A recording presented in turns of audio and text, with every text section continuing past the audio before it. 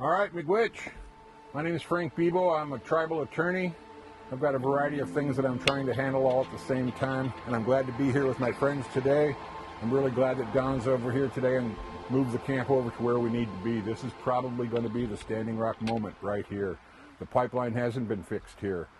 Because of the aquifer breach that Ron was talking about, the whole corridor where that aquifer breach is, where they started to excavate, is like quicksand and mud, and so you can't just put the pipeline down in there. And if you look at some of the pictures that Ron has put together, you'll see where the pipeline ends, but you can see where the boardwalk and everything else still exists, and you can see where the water is still coming out in the aquifers, and you can see what Ron's calling tanks.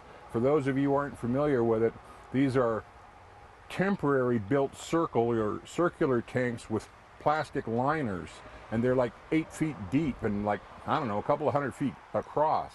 And so these are temporary storage facilities that they're going to try to dismantle and still drain off the rest of that water with a questionable discharge permit if they have one. And so that's what we're here about, because they are obviously in a spot where they are working in the wrong way. They aren't successful in January. If the water didn't stop in June and July when we had the drought, then that aquifer is not going to stop. And it's going to make it a risky thing for the next time there's a pipeline failure, also for any of the other pipelines that are in that corridor. We're in a very odd spot right here in Bagley, because you got lines that go down to the Twin Cities, to the Coke refinery.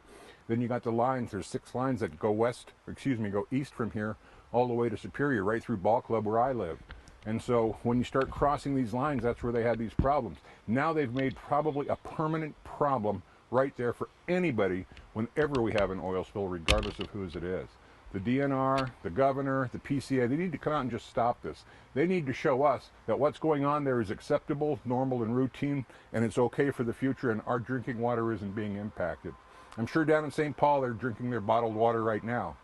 They're probably driving on tar sands, oil, gas. But they aren't right here right now. We're asking people to come out and stand right now. And I'm glad to be here with tribal leadership. I'm glad to be here with Don. I'm very glad that Ron's doing all this footage with that drone.